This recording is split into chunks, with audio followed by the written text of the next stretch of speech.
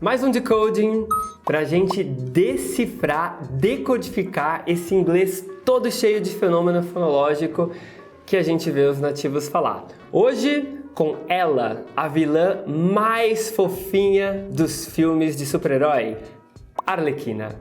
E no momento de salvar o mundo contra a bruxa, você acha que a Arlequina vai falar o inglês certinho, pausadamente, igual tá escrito ali na legenda? Claro que não. Mas Teacher Felipe tá aqui para desvendar o que ela tá falando. Então vamos lá? Vamos ver a frase? Hey lady, I lost my pudding, but you can get it back, right? I can, my dear. Anything you want. You promise? Yes, child. You need only bow and serve beneath my feet. I like what you're selling, lady. You mess with my friends. Primeira frase, então, ela chama a bruxa, ela fala: Hey lady, I lost my pudding.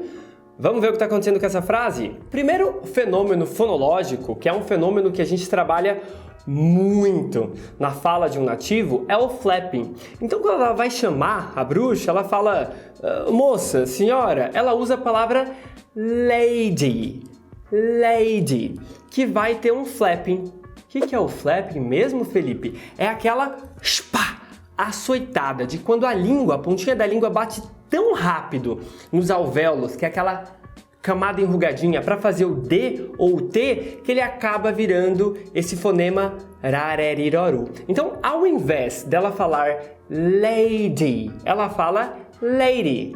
Hey lady. Então ela fala aqui que perdeu o pudinzinho dela. Veja que a palavra lost, ela vira lost. I lost my.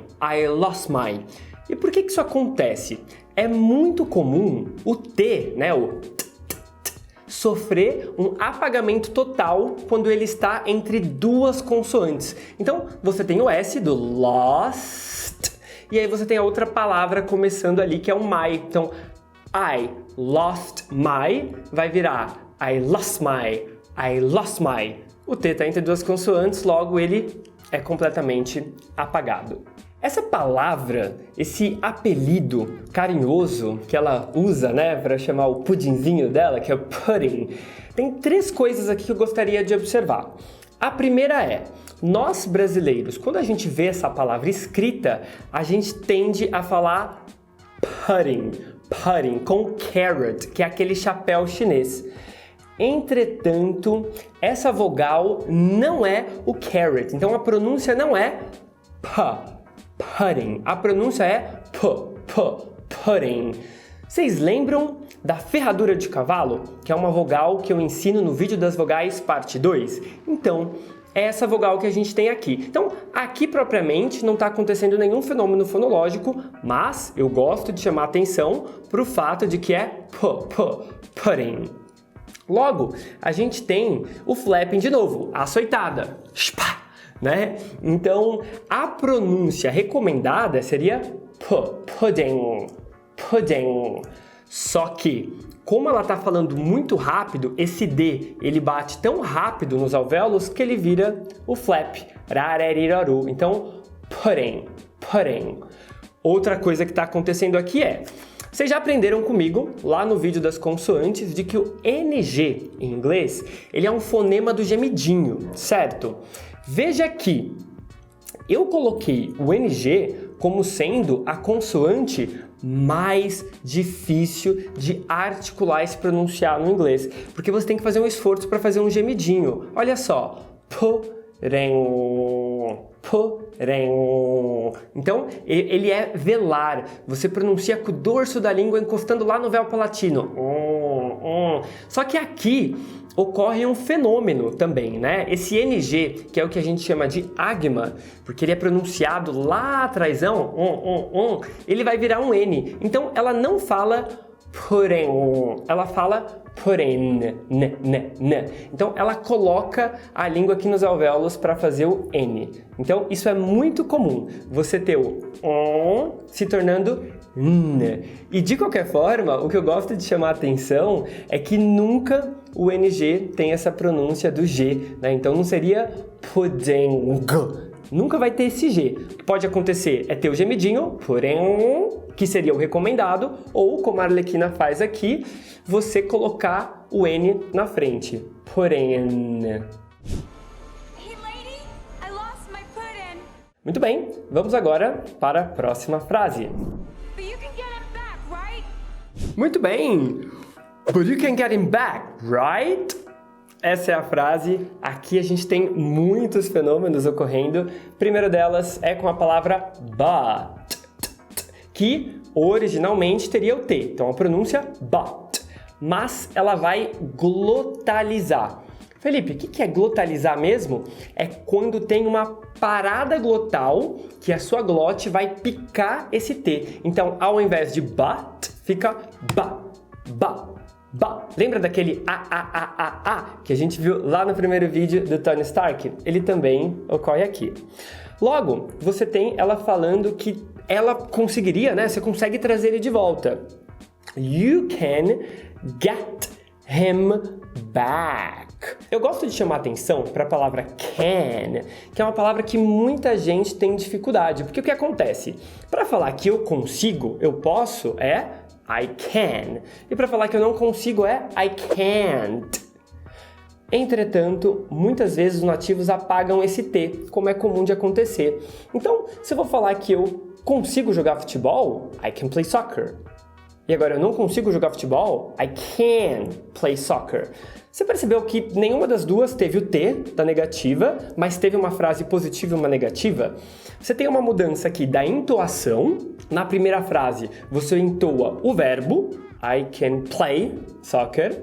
E a segunda, você entoa o can, I can play soccer. E é o que ela está fazendo aqui. Ela está dando muito pouca entoação para o can, porque ele aqui não é o verbo principal. Ele só é um verbo aqui que está auxiliando na construção, né? Então você consegue trazer ele de volta. O importante é get him back. Primeiro de tudo, no him, você vai apagar esse H, como é comum de acontecer. Então, him vira M. Logo, você tem a ligação. Get him. E quando você tem um T ou um D no meio de duas vogais, tem essa possibilidade de fazer o flapping, a açoitada. Então, get him vira get him e depois get him. A palavra trazê-lo de volta, que é a palavra back. Você percebe como no vídeo o queixo dela cai demais, né? Então ela não está falando back. Até porque back significa outra coisa em inglês, significa aceno, sinal. Ela está falando de volta. E a palavra de volta, se você quer pronunciar essa palavra corretamente, você precisa fazer igual a Arlequina e deixar o queixo cair. Back. E eu explico como produzir essa vogal no meu vídeo das vogais parte 2, que são as vogais que a gente não tem no português. Logo, ela pede uma confirmação. Você consegue trazê-lo de volta, certo? Ela vai usar a palavra right. Essa palavra, ela está no final da frase, você tem um T que está glotalizando, sendo pronunciado com a parada glotal. Então, right vira right. But you can get him back, right? Vamos agora para a próxima frase? I can, my dear. Anything you want. You promise? Olha como as coisas são irônicas. A bruxa, que é a vilã, que vai acabar com o mundo, essa sim se preocupa em pronunciar tudo correto. Então ela fala, I can, my dear. Anything you want. Então, a bruxa que é bruxa tá falando tudo certo. Pode uma coisa dessa? Logo, você tem de volta a Arlequina perguntando, você promete? Pela gramática normativa, né? Essa frase estaria errada. Ela deveria falar, do you promise? Mas, como a gente sabe que gramática e ortografia são coisas que só são recomendadas, mas que na realidade nem sempre é usado. Então, direto, ela fala you promise, sem nenhum auxiliar. Como é que a gente sabe que é pergunta? Pela entoação. Eu vejo muito professor de inglês falando que, porque inglês é uma língua muito inteligente, porque para fazer pergunta você precisa de auxiliares. Você tem ali o do, o does, o did, que são palavras que não têm significado algum, mas auxiliam na construção para frases interrogativas. Só que no discurso real, na fala real, os nativos não usam muito. Isso é algo que a gente mais escreve. Na hora de falar, usa-se muito a entoação também para fazer perguntas, igual no português. Isso é um princípio linguístico universal, que é o princípio da economia. As línguas tendem a ser econômicas e a ir pelo caminho mais fácil. Então, se você pode perguntar, do you promise? Ou se você pode só usar a entoação e falar, you promise? Claro que a segunda opção é muito mais fácil. Veja que a palavra you é reduzida para ya. Então, you é como deveria falar e ya é como os nativos falam, às vezes, a palavra você. You promise? I can, my dear. Anything you want. You promise? Vamos agora para a nossa próxima frase. Yes, child. You need only bow and serve beneath my feet. Novamente, temos aqui a bruxa falando, e quando a bruxa fala, dá um alívio, porque ela fala pausadamente e ela acaba pronunciando tudo, e a gente acaba nem percebendo nenhum fenômeno fonológico, porque quando você pronuncia tudo devagarzinho, a tendência é não ocorrer nenhum fenômeno fonológico. Então ela fala assim, yes, child, you need only bow. O único fenômeno que a gente tem aqui é o need e o only, que juntam, aí vira need only. E eu tô falando igual ela, que tô falando igual a bruxa, tá vendo? Need only vira need only, que é o spa, o flapping, a açoitada. Eu gosto de chamar atenção também pro L em inglês, que ele é sempre meladinho lá em cima, é o que a gente chama de dark L. Então quando ela vai falar sim, criança, sim, minha filha, né, que ela fala yes, child. Você vê que esse L é bem pronunciado. And serve beneath my feet. Tem nada aqui pra gente reparar. Yes, child. You need only bow and serve beneath my feet. Próxima frase. I like what you're selling, lady.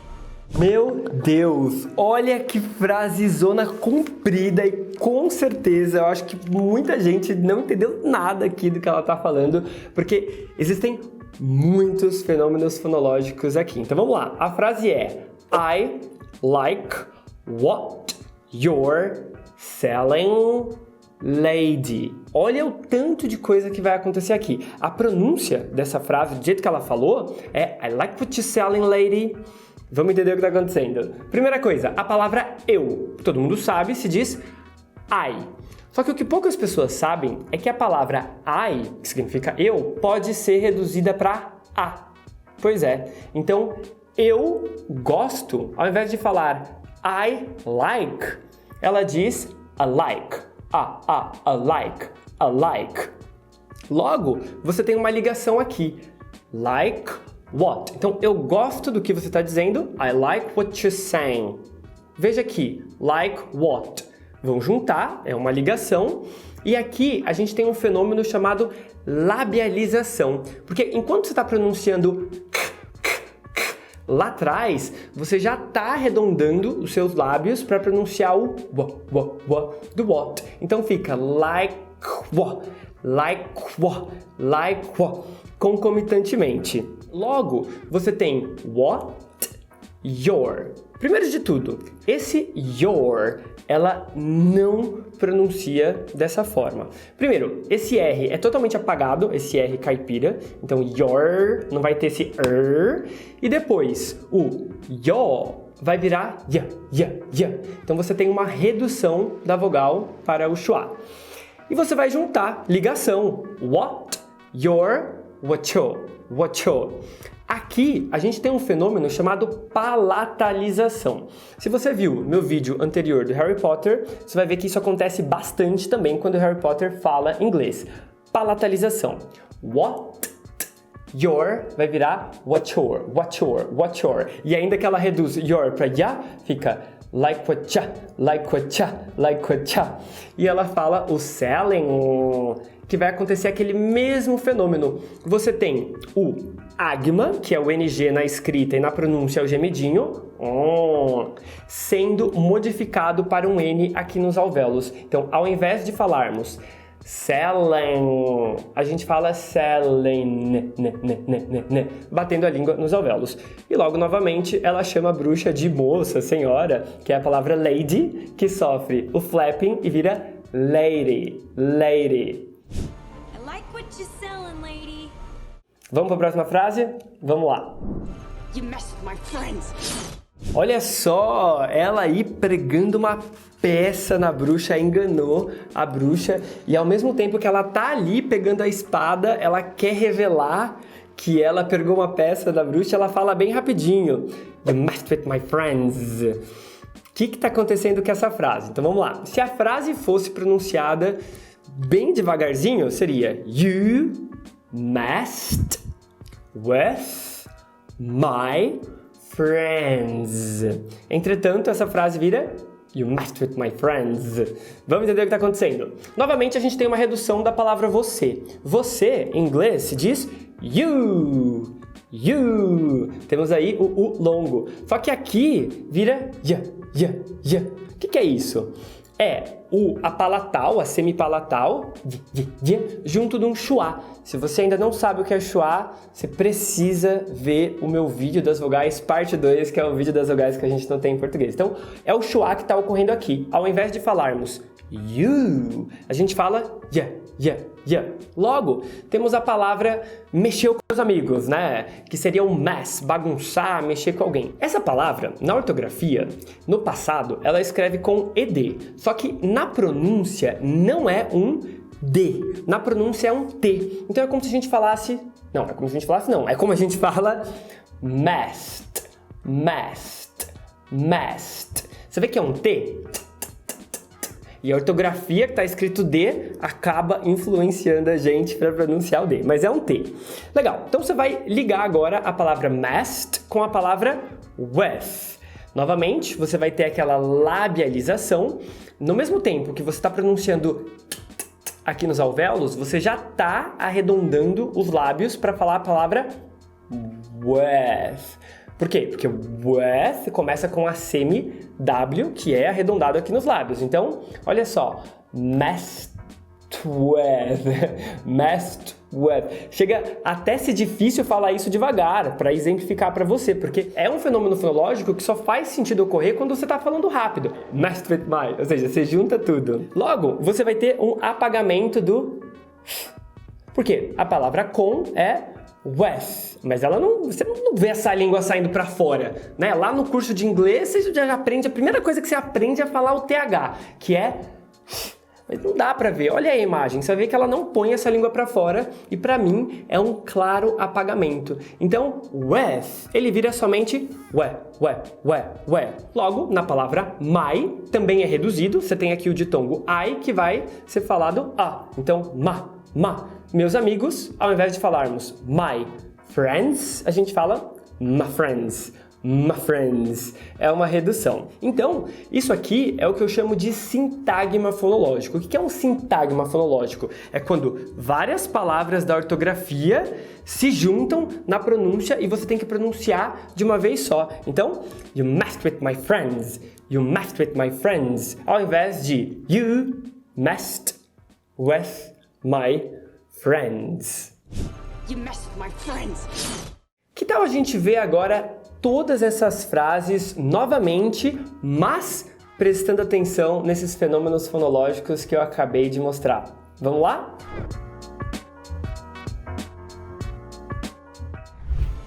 Hey, lady, I lost my pudding, but you can get it back, right? I can, my dear. Anything you want. You promise?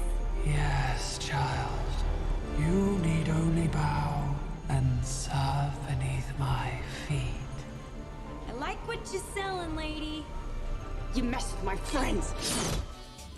E aí, você gostou dessa análise? Ficou surpreso como a fala é completamente diferente da escrita? Você escreve lá um monte de letra bonitinho separadamente, na hora de falar, junta tudo, tem um monte de fenômeno, redução, apagamento, palatalização, labialização.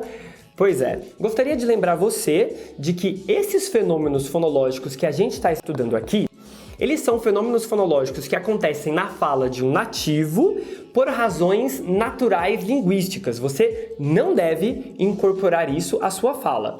Ele é somente um exercício aqui de listening, para a gente melhorar o nosso listening, ficar treinando para a gente poder entender inglês real. Agora, quando você for falar inglês, é importante tentar falar pronunciando todas as sílabas certinho para que você seja claro e você tenha uma boa dicção. Caso você queira entender por que eu criei essa playlist de coding, clica aqui em algum lugar e vai lá entender para que serve essa playlist cheia de análises. Veja a análise também do Tony Stark e do Harry Potter. E se você gostou dessa, comenta aqui quem que você quer ver que eu analise aqui para a gente melhorar o nosso inglês. Até a próxima!